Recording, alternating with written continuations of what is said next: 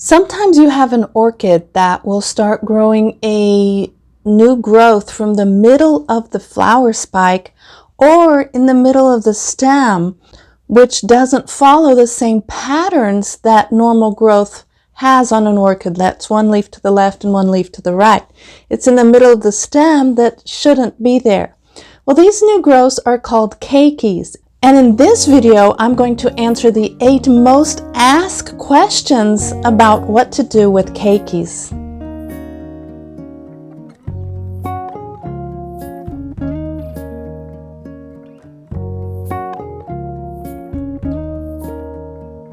Hi, I'm Amanda Matthews and thank you for watching this video at Orchideria.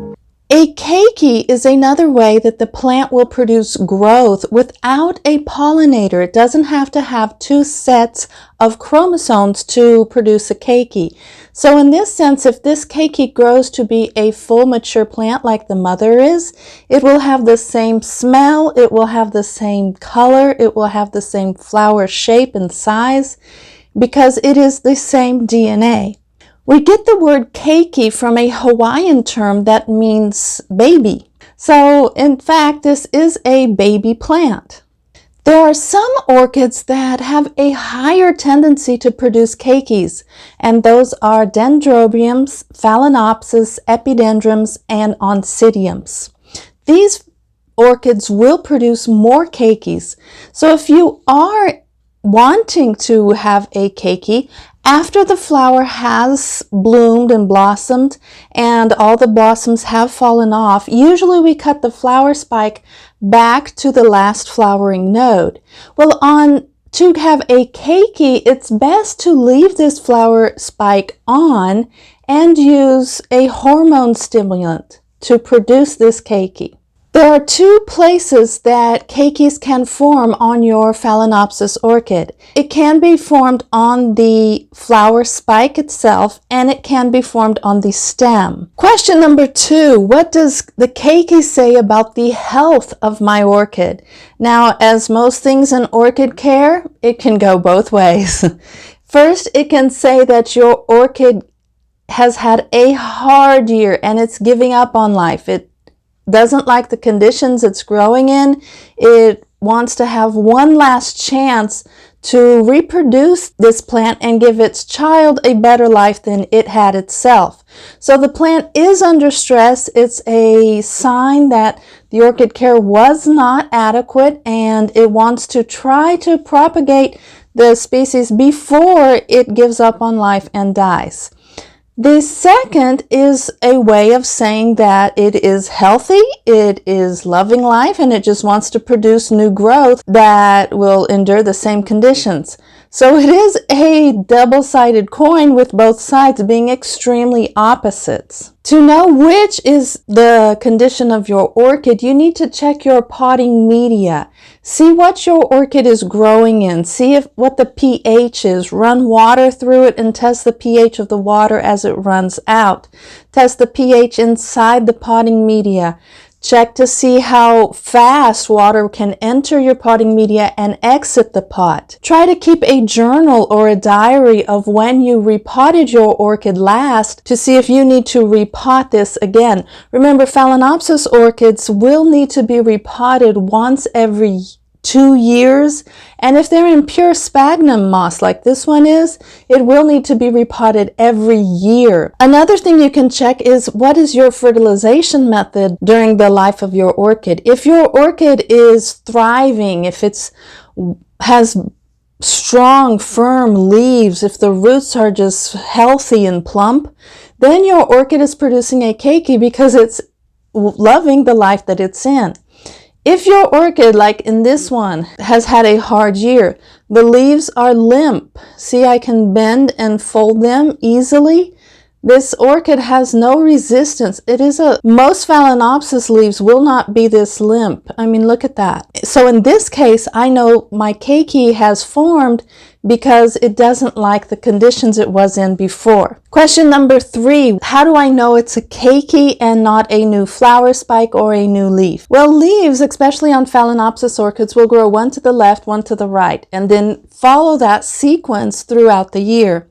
A keiki will be born on the side of the stem, both leaves coming out to one particular side. And if you're still in doubt, just give the orchid time. It will show if that leaf starts to produce new roots, you know you do have a keiki. Now let's say you want a Phalaenopsis orchid with just the inflorescence with one beautiful spike and not all these keikis on your orchid.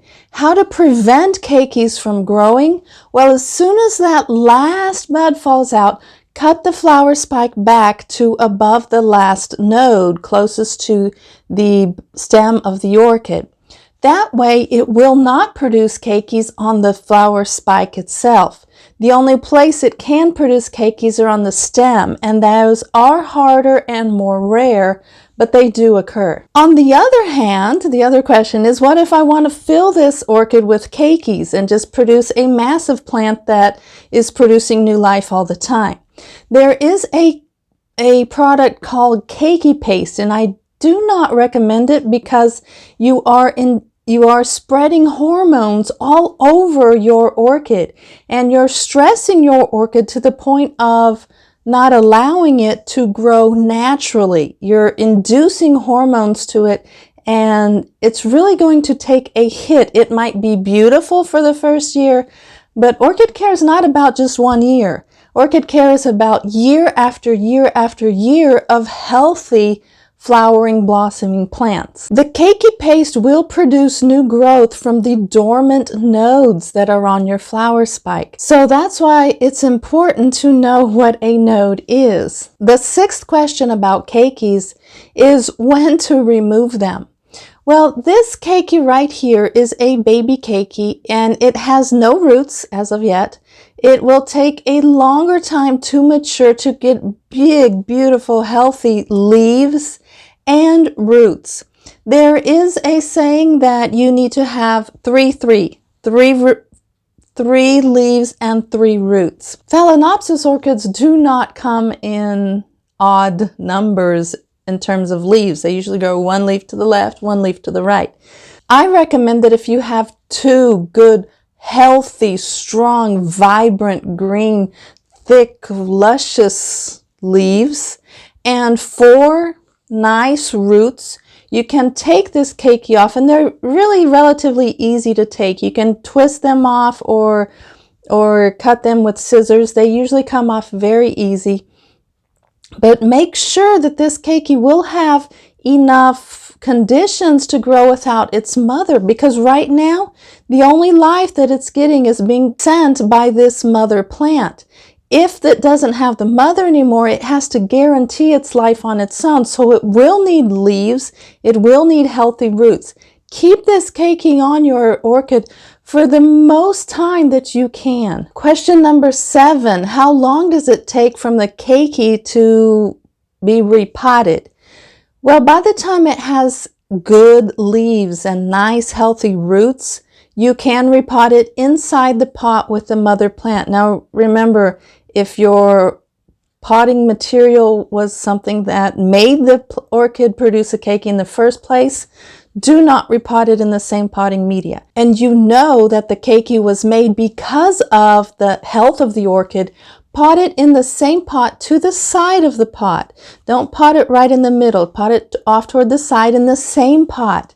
Keep it in the same pot for a year or more until it has accustomed to being in a pot.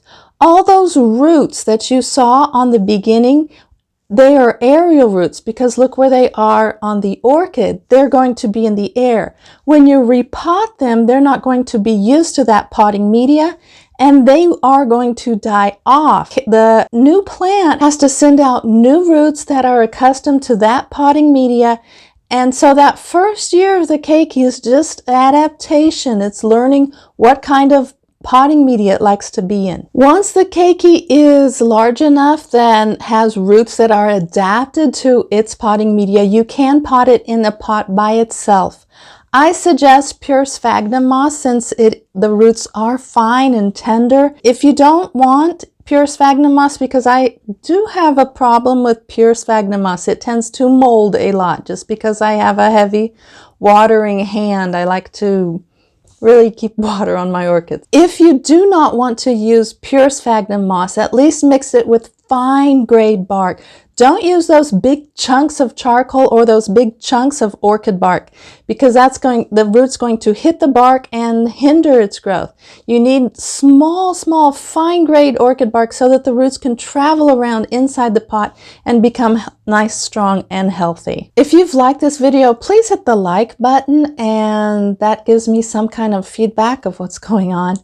And also, don't stop your orchid care. I can suggest 2 videos that you can watch right now.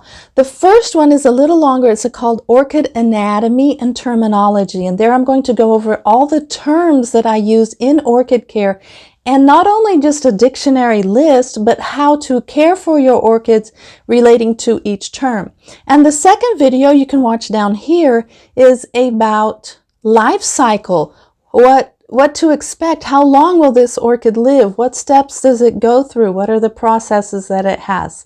So thank you so much for watching this video, and I hope to see you in the comments below. Happy cultivating!